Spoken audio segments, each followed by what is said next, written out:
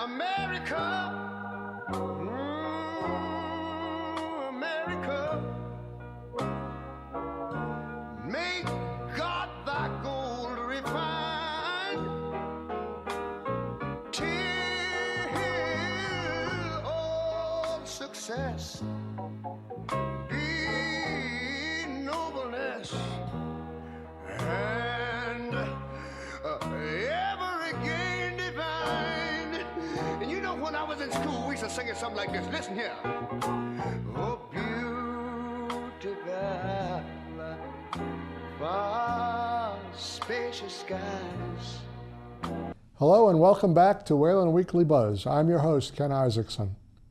Our spotlight this week is on the marijuana warrant article coming up a special town meeting. We went to the polls and voted to ban marijuana on October 2nd, but the law requires that to completely ban commercial marijuana in Wayland, the question must be voted again at special town meeting. That will happen on November 13th, and the ban must receive a 2/3 majority to be upheld. Discussing the warrant article will be Jason Baruski, Director of Wayland Youth and Family Services, and Wayland Police Chief Patrick Swanek. But there's more. As you heard on our program last week, even though voters approved the ban by about a 3-to-1 margin on October 2nd, that voting procedure was flawed, and even if the ban is upheld in November, we'll need to do the ballot vote all over again at next spring's town election. We'll review the reason for that revote too. Susan Wagner will be hosting our discussion right after these town government reports. The selectmen didn't meet on October 22nd, but we have some additional items to report from their October 15th meeting. The warrant articles for November town meeting are now down to 10 articles, and now that the high school and local fields and the water meter system have been moved forward to next April's annual town meeting. The selectmen also discussed some of the feedback they've received from committees and boards regarding the town administrator special act. They include the Library Board of Trustees, the Board of Assessors, the Wastewater Management District Commission, and the Personnel Board, all voicing various concerns that the act would infringe on their jurisdiction and seeking various exemptions or modifications to the draft special act. The selectmen have taken their points and will be responding. Copies of both the draft special act and those letters are posted at our website, waycam.tv/buzz. We have a reminder from the Commonwealth of Massachusetts that November 6th is our state election, and on the state ballot are 3 articles. Question 1 asks whether the state should mandate nursing coverage of patients in hospitals.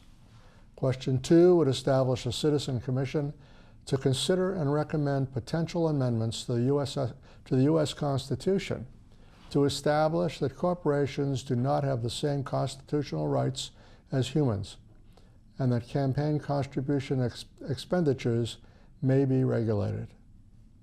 Question 3 seeks to prohibit discrimination based on gender identity. You should have received the state warrant in the mail. If you have not, you can find a summary of the articles at our website, waycam.tv/buzz. At their October 15th meeting, the Planning Board voted to approve several zoning articles for November town meeting.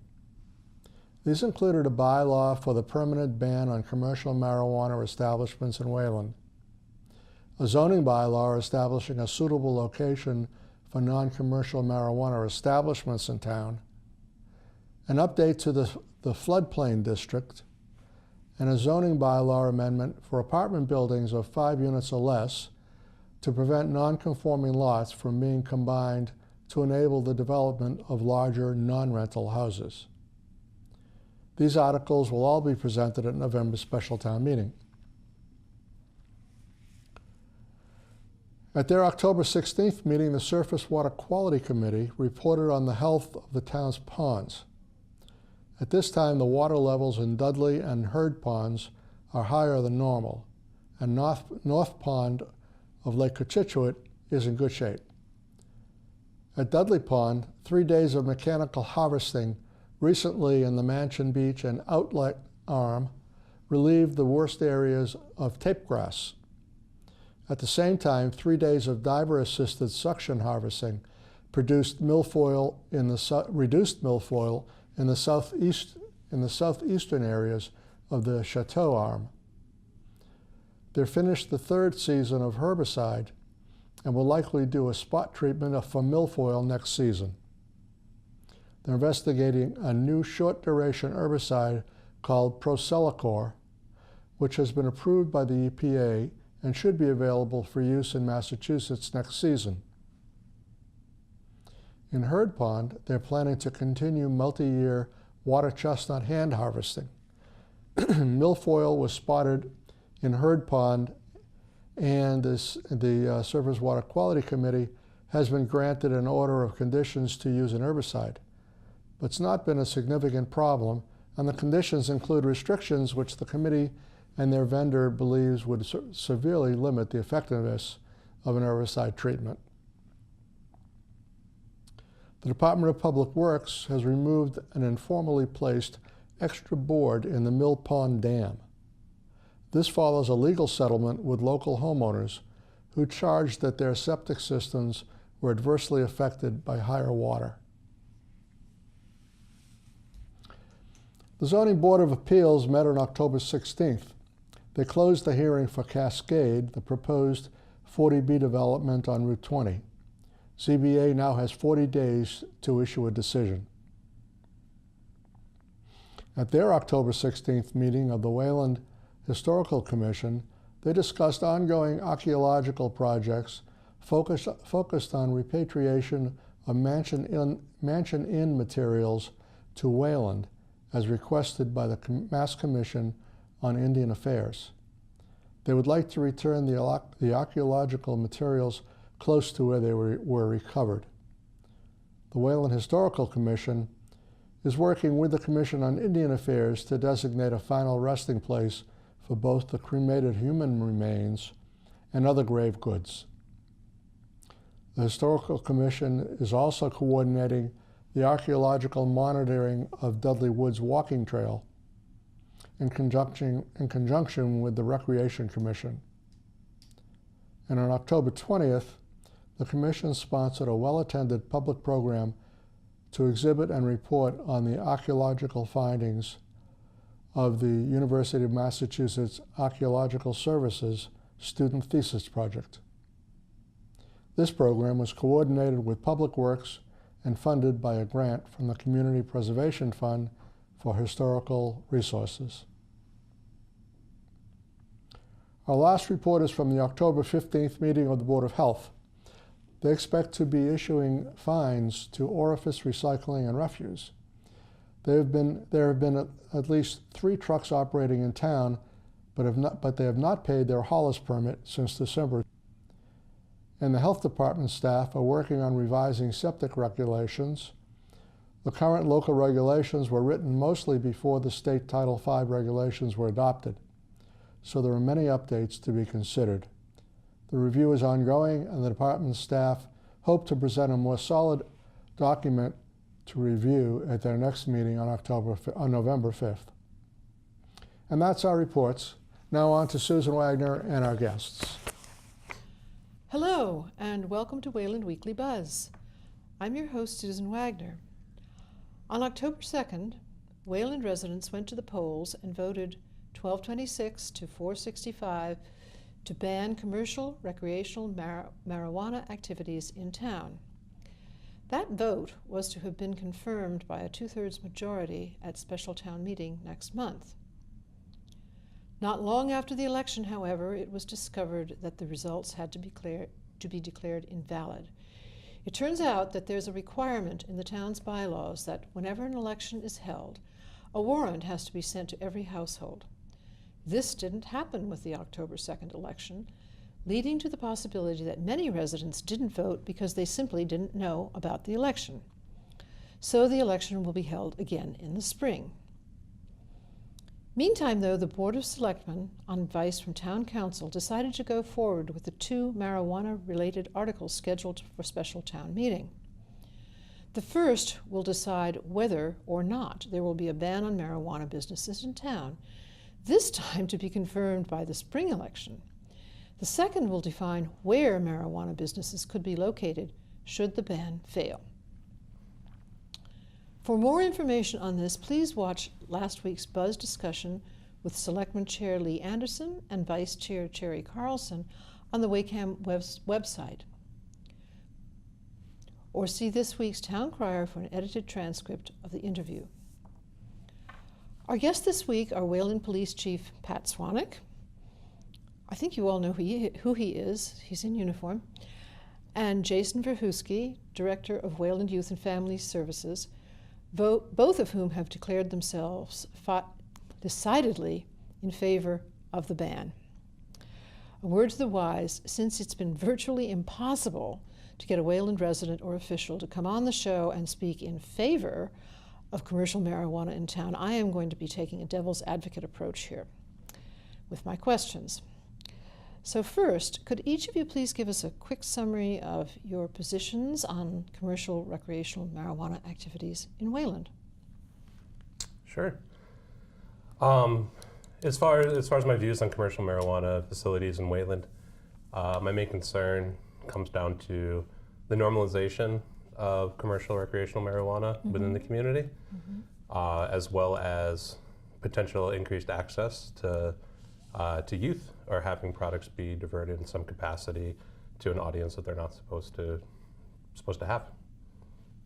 So that's pretty much my 2 major concerns, and I'm sure we'll get into some more details as we go. Okay, Chief? Well, there is a conflict between state and federal law, and under federal law, marijuana is still considered an illegal drug, right? And that affects commerce and the banking.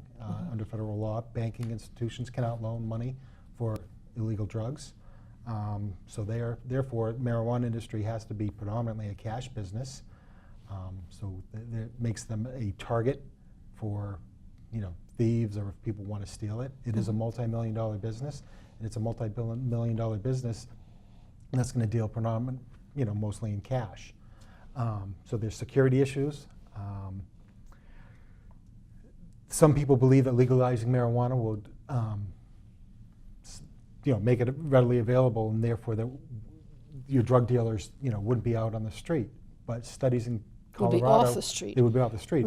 But studies in Colorado and Washington State have shown that there's actually been an increase in illegal drug sales.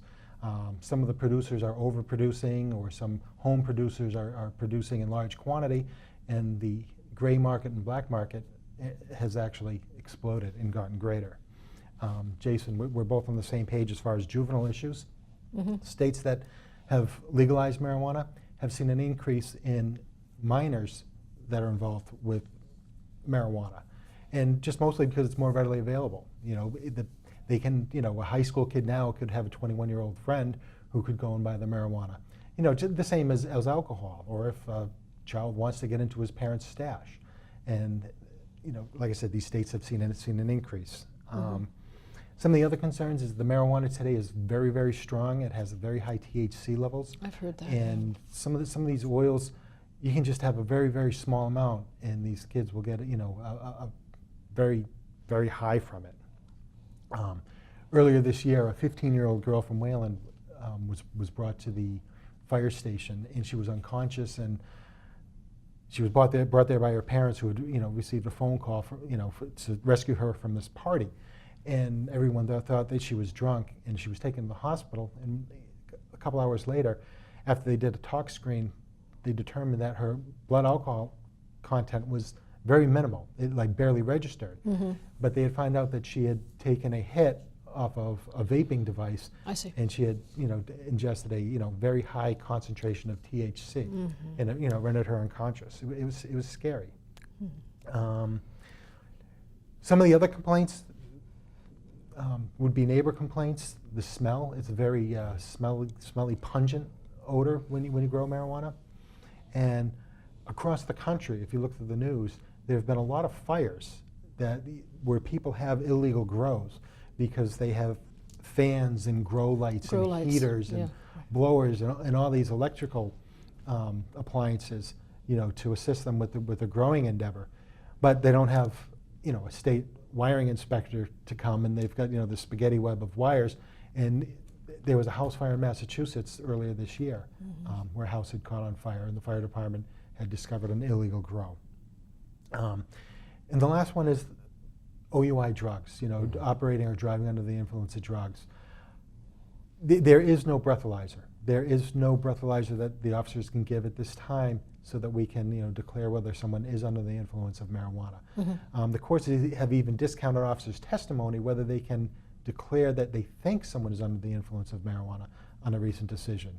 Officers can give field sobriety tests, they can come to conclusions, but the courts have said that, they cannot give, primary evidence stating, with any scientific certainty that someone is in fact under the influence of marijuana.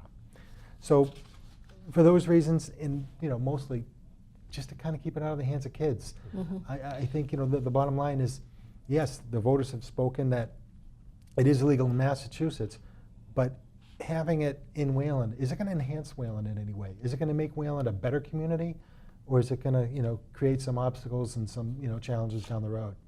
And for those reasons, I would be for the ban. All right.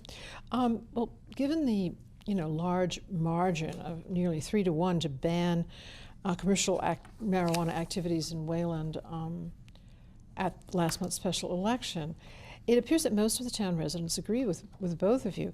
And I have no reason to believe that residents in our peer communities, including Weston, Wellesley, Lincoln, Sherborne, Dover, and Sudbury, would feel much differently, meaning that we would be creating a kind of virtual prohibition of commercial recreational pot activities in the area. But didn't we learn in the early part of the 20th century that prohibition doesn't work? And how will it be different this time? Well, as far as the prohibition aspect is concerned, we're not actually changing the state law with this particular vote, in the sense that the actual legalization of recreational marijuana will still stand on the state level, and that'll still apply to all the residents of Wayland, in the sense that if they'd still like to, if you're over the age of 21 and you'd like to use marijuana, cultivate it at home within the margins that are set out, legally you can. You can also legally go elsewhere to purchase it if you so choose to. From what it looks like at the moment, there will be some surrounding towns that do have commercial dispensaries available. So in effect, we're not actually talking about prohibition. We're just choosing to be a drag community as far as the commercialization. To my former point, as far as the normalization, similarly to alcohol or something like that, when I talk to youth in the high school, for instance, about substance consumption, alcohol is a normal thing to consume, in the sense that we see it in our homes, we see it in social settings, we see it in bars, restaurants, family gatherings, things like that. By legalizing and commercializing marijuana and accepting it at that level, we're basically taking another substance to that same level. Whereas in a number of years in the states we've seen marijuana legalization take place to this level, it has become more and more a part of the society and the culture at that point in time. And as Chief Sparnick said, we do start to see increased usage, even if it's not necessarily in the number of users. The amount of product that's being used, the amount of consistency that's being used within. And when you look at the big picture of legalization, from decriminalization to medical to recreational, you do see an upward trend, even if we have seen a slight downward trend in the last couple of years. Chief? And I don't see it as a prohibition, because yes, you can go to another town and you will be able to get, to get it if you want it. But I would consider it, a zoning or something that identifies the community. I mean, the community also doesn't have fast food restaurants. You can't go to a McDonald's or a Burger King in Wayland, but you can still get it in the next town. I don't know if that's the greatest analogy, but like I said, it's not a total prohibition. It's just I think the people of Wayland would just prefer not to have it for sale in town. It just seems to me that if we have this entire area around here, these, excuse me for saying so, but more affluent towns that I've just cited, you are kind of creating a black hole in a way. That's just my feeling, but you give good reasons for thinking what you think. So on our previous program on this subject earlier this fall, we had Dr. John Schuler, chairman of the Wayland Board of Health. And like you, he's adamantly opposed to commercial marijuana activities in Wayland. And one of the major reasons he cited for this opposition was the effect of marijuana on youth.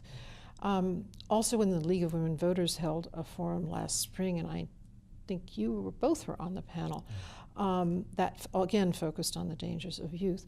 So by youth in Wayland, I think we can safely say we're talking about people aged 18 to 21, because high school students, because we don't really have a lot of 18 to 21-year-olds living in town, since most everybody goes off somewhere to college. So what I'm curious about is, what is the route by which legal marijuana, let's say purchased at a legal dispensary, would get to high school students? I mean, you've mentioned several, but could you reiterate how would this marijuana get to the young people? It would just be more readily available. You know, you could have a neighbor, a family friend, an older sibling who would be able to just go to a retail establishment and buy it and deliver it to a child that lives in town. Mm-hmm. Now you've got to be a little bit more savvy. You have to know somebody who is a drug dealer. You have to know somebody who is illegally selling a product. It would just become more commonplace, and it would be easier to get. I think that's the bottom line. It's kind of hard to say because there are no retail establishments open to date in the Commonwealth.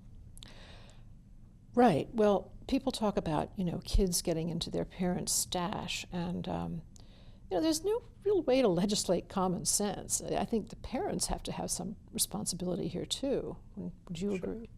Amen. Absolutely. I mean, it starts at home as far as setting good boundaries, having open communication, expectations from parent to child. Mm-hmm. But to back up what Chief said, I mean, the more access points you have, the more availability and the more people are going to get it, whether they should or not. We've seen that clear across the country in all the states that have legalized the diversion, and also just the simple relaxing of laws, especially around cultivation right now. Mm-hmm. Similar to the fire story that you shared, is one of those things where the risk in growing right now is minimal. And True. So, I mean, the access is just readily there at this point in time. I do want to say one thing here, though. That I do know somebody who grows marijuana in Wayland, mm-hmm. and I've been within feet of this person's marijuana plants, and I don't smell anything. So it depends where they are in the cycle. Oh, in the I sense see. that once they become mature and they actually flower, at that point in time, when there's actual flower buds on the plants, they smell quite pungent.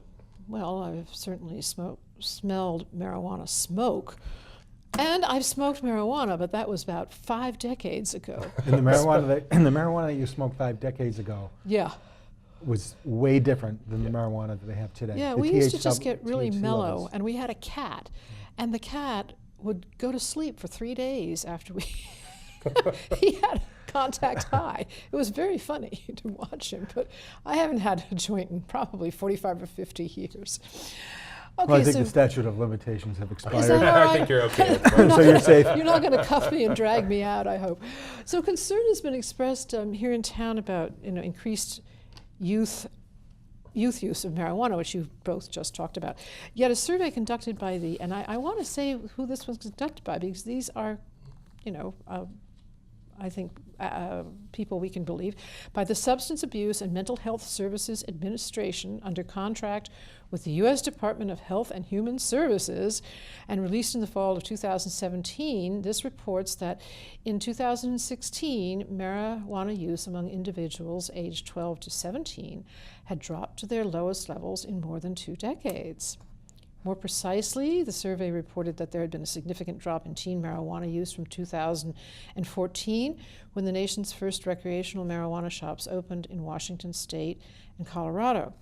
Another 2016 study put out by the Pediatric Academic Societies claimed that legalization of marijuana in Washington State had no effect on teen access to the drug.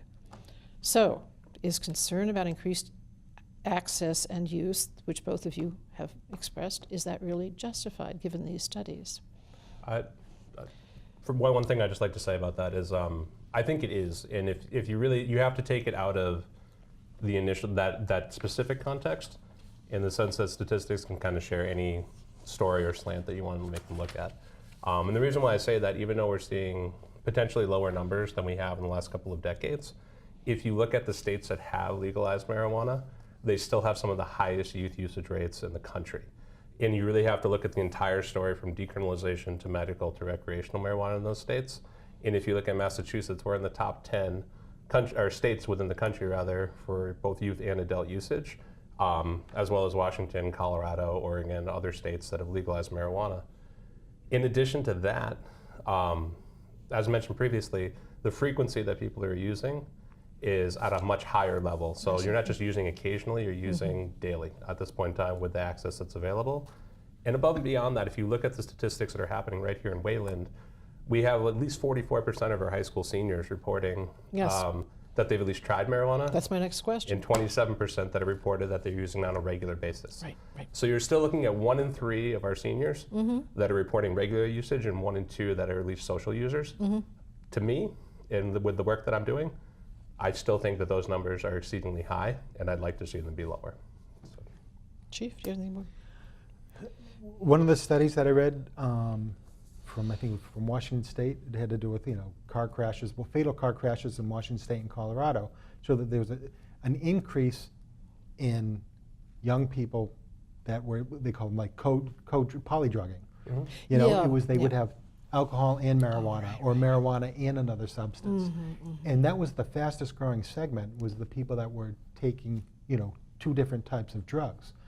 And one of the items that I was really surprised at, I forget the exact age group, but it was the young people, say 16 to 21 or 18 to 21, they actually believe that they drive better when they've smoked a joint. They believe that when they smoke pot, it enhances their ability and they drive better. So some people theorize that, okay, if people may be drinking or on another drug, and they believe that, well, if I smoke pot, it will make me a safer driver. And the 2 drugs are having a synergistic effect, and they end up getting in car crashes, and some of them fatal. And it's funny because you can find one report one way saying that there's an increase, but you can go online 2 minutes later read another report, and find another report that there's a decrease. Yeah. It's funny because I found one report that says California says marijuana legalization causes more crime, and another one that says marijuana usage is linked to less crime. And the same thing with crashes. Well, when we had our last show with Dr. Schuler and with Jim Borgasani, who's a lobbyist for the marijuana industry, they concluded that they just had to agree to disagree, because they said it depends on what study you read. Absolutely. That's true. Yeah. 100% accurate. Yeah. So, Jason, you've mentioned the statistics out of Wayland High School, and the 44% reporting that they've used marijuana at least once in their lifetime, and 27% reporting that they've used it in the last 30 days. Given the current laws, we can be nearly certain that all of that marijuana was obtained illegally, and that it passed through the hands of cartels and gangs and local drug dealers who are ipso facto criminals. So given that we know that pot does somehow, even if it's so illegally, find its way into the hands of adolescents, wouldn't it be better if it at least started out coming from a legal and regulated source? In theory, and it's one of those things where one of the things with commercial regulation of marijuana is that all marijuana and marijuana products do have to go through independent lab testing. Right. It's been one of the delays as to why recreational marijuana facilities aren't up and running yet. So in theory, yes, in the sense that, you're going to have a product that has been tested for dust mites, mold spores, different contaminants, things of that nature. That said, the majority of marijuana that we're seeing on a local level as well as at a state level is produced here in Massachusetts, or not far off, in the sense that the majority of marijuana, and with the lax marijuana laws at this point in time when it comes to growing, even for personal usage, a large percentage of marijuana is just grown at an abundance or at an illegal level, but because... Sorry, I don't know that. Sorry, Siri. Right, it's grown at a local level. It's grown at a local level, or at least produced or provided by somebody that they have some connection with at this point in time. I'm sure Chief could speak to this a little bit more eloquently as far as what you've seen as far as actual product potentially, as far as anything that's been confiscated. But I haven't personally heard of many reports of anything that's like marijuana lacing or anything like that. Okay, I want to talk about that in a minute, but go ahead, yeah. As far as Wayland, we have not seen a lot, thankfully.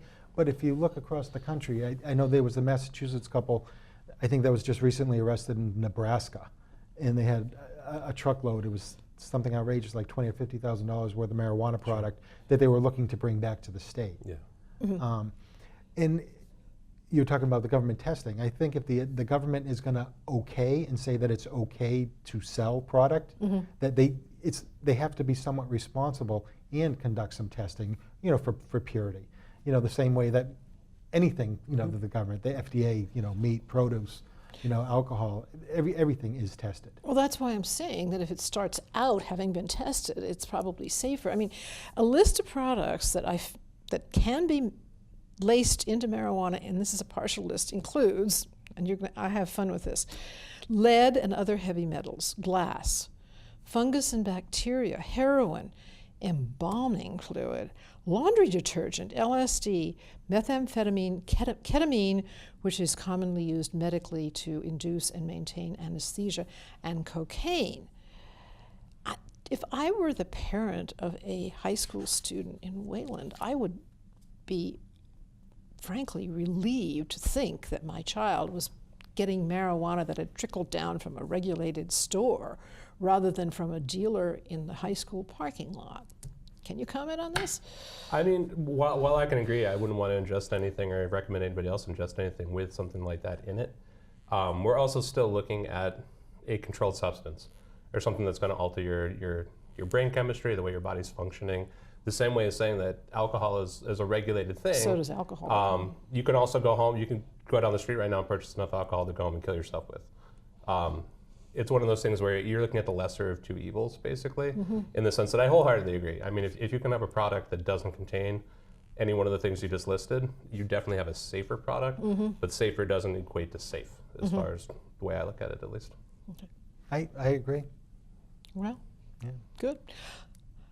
Well, another reason, and we talked about this earlier, is rising crime rates. Now, can you comment on that, Chief? Do you have statistics, and why do you think that would be, or do you think that would be a factor in Wayland, and why? And maybe Jason wants to comment on it too, but I'll ask you first. You're the law enforcement Well, person. the studies have shown that we're not talking violent crime, per se, but like some of the possession crimes with juveniles, because the kids aren't supposed to have it, and where marijuana is more readily available, that there is an increase in minor possession, kids acting out, kids getting stoned or getting high before school. Where we don't have any of these dispensaries open yet or any of these growing, they are target-rich environments. There is a potential because it is a high-value cash product. Sure. Even the state realizes that when they set the regulations. They have to have security plans. They have to have safety plans that have to be approved by the chief, because the state acknowledges that you are selling. It would be like having a gold or a diamond, jewelry store. You have to have security. You have to have different measures in place. Jason, anything? I mean, I agree with everything that Chief said in the sense that being, like you said, being at a predominantly cash business right away, as well as just knowingly having a large quantity of marijuana on hand is also another target. I was actually very relieved and happy when I saw a couple of local credit unions within the state starting to actually look at the possibility of working with marijuana businesses, because if we're going to have them, I do think that's a safer option, but it's not a guarantee at the moment that is going into place. And one of the other consequences is like people that inadvertently break the law. It's like they may start off, growing for themselves and having their 6 or their 12 plants as they're allowed, and then they may finally have a green thumb and they expand. And Absolutely. But this happens, and this has happened in some of the other states, where you get these people that were otherwise law-abiding, and they think they're doing a good deed. They're, they had a talent. They're growing. They make a little bit, of their cash crop, and they expand on it. And then next thing you know, they're selling their, interstate commerce, and they're breaking a whole host of laws, and creates a whole set of other headaches for them. Okay. So back to the DUI situation, the driving and marijuana. We were told by the chairman of the State Cannabis Control Commission, Steve Hoffman, who was on a show here a couple of months ago, that private industry is getting involved in trying to come up with ways to do, I guess, roadside testing for the presence of marijuana. Yeah. He said he knew of at least 4. Do you have any idea? Are we getting any closer to that? I don't know of any companies that are in like final test phase. I think that it's still down the road. But right now, the most that we can do is give our officers advanced training. And there's, you know, for alcohol, they get standardized field sobriety tests. Then the next step is what they call advanced roadside impaired driving enforcement. The acronym is ARIDE. And what that does is that gives officers additional training. It's like an extra 16 hours or 2 days of training. And it gives them, you know, additional training so that they can recognize whether the person may be stoned or high or a combination thereof. Then there's another level of training, which is about 2 weeks additional training, and that's called the DRE, a drug recognition expert. And drug recognition experts, by talking or, you know, examining a person, they would not only be able to tell if the person is on alcohol, but alcohol or another drug, and they could also identify the class of drug, the type of drug that the person is most likely under, with a high degree of accuracy. Like a hallucinogen or a... Yeah, whether it would be like an amphetamine opiate. or a barbiturate or an opiate. I see. They would identify the class. Or they could also eliminate drugs and possibly, you know, speak that, no, this would most likely be a medical issue or a possible head injury or something else. So it can also be used to, you know. Yeah. Do we have any DRA trained officers here in Wayland yet? Not in Wayland, because like I said, it's a pretty intensive 2-week course, and then you have to go out and you have to do a lot of field practice, and you know, you would be called to other towns, and you have to spend a lot of time to examine people, and it's costly. You know, for us to send an officer to become a DRE, a drug recognition expert, it would have to be 2 weeks, so the officer would be out of his position for a couple of weeks. Yeah. So someone, if he's attending class, would have to fill his shift. So between the cost of the course and then send an officer, you're talking probably $2,500 to $3,000 to get one person to be certified at that level. Okay. And the need isn't there yet? Or Not yet. Not yet. Do either of you have anything to add? Or have we been over everything? You know, I think my thing is, from law enforcement and safety perspective, there is no standardized field sobriety test. There is nothing that we can do to, you know, concretely say, you know, say this person is under the influence of drugs. So if we do find someone who is driving impaired, we're going to do our best to get them off the road. We will charge them whether they get a conviction in the court. That's really not our business. You know, we want to make sure that the streets are safe. We would like to keep the drugs out of the hands of kids. And I think the bottom line is, look at, you know, the people have spoken that they want the ability to have marijuana and to purchase it. Is it going to make Wayland, is it going to be better for Wayland? Is it going to enhance our community? Is it going to make it safer? Is it going to be better for the kids? Is it going to be better for the citizens of Wayland? You know, is it going to be too much to drive 5 minutes to the next town if you want to get marijuana? That's I think my final. Absolutely. And just to reinforce what Chief said, I don't consider this a not in my backyard type of stance either, in the sense that the law itself isn't changing. What the voters have spoken for as far as legalized recreational marijuana is here. It's already in place. They have the ability to own, grow, utilize marijuana. But that being said, the normalization and commercialization of marijuana isn't something that we necessarily have to have in our community. And as citizens, you have the right to speak up and exercise your right to vote, as well as speak about it at a town meeting and make that decision. Okay. Well, thank you both very much for being here, and good luck at town meeting. We hope to have you back on the program sometime in the not too distant future. Thank you very much. Viewers, please attend special town meeting starting at 7 p.m. on Tuesday, November 13th to vote on the marijuana questions and on other important issues for the town. Thank you for watching. That's the buzz for this week. Our guest next week is John Sachs. John is the lead petitioner of the article he'll be presenting at November's special town meeting. He's recommending to build a natural grass field at the local conservation and recreation area instead of an artificial turf field. John is a resident of the Willowbrook community, directly opposite the locust site to the south. He and other residents of the surrounding area have been very vocal in their concerns about the field promoted by the Recreation Commission and about pending danger from the project to their homes and surrounding wetlands. Join us on November 4th to find out more. Remember, The Buzz airs on Sundays and Tuesdays at 10 a.m. and 6 p.m. on your public cable channel, Comcast Channel 8 and Verizon Channel 37, and we're online on demand anytime at our website, wacam.tv/buzz. There you'll find an archive of past programs and a schedule of upcoming shows, along with links to documents from subjects presented on the shows. And now you'll find a transcript of this week's interview, along with our committee reports every week in the Town Crier, both in print and online. If you have a town issue you'd like discussed on The Buzz, call us, email us, or use the contact form on our website. Tell us what's on your mind and what you think about the show. I'm your host, Ken Isaacson. On behalf of the entire volunteer crew and guests here at Wayland Weekly Buzz, thank you for watching, and please tell your friends to tune in too.